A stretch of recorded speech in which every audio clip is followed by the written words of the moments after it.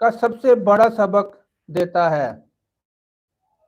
جب اللہ تعالیٰ نے حضرت آدم علیہ السلام کو پیدا کیا تو اللہ نے فرشتوں کو حکم دیا کہ وہ آدم کو سجدہ کرے۔ تمام فرشتوں نے فوراً سجدہ کیا، لیکن ایک نے نہیں کیا، وہ تھا شیطان۔ شیطان نے انکار کیوں کیا؟ وہ اللہ کو نہیں مانتا تھا یا وہ اللہ کو مانتا تھا لیکن غرور میں مبتلا ہو گیا تھا۔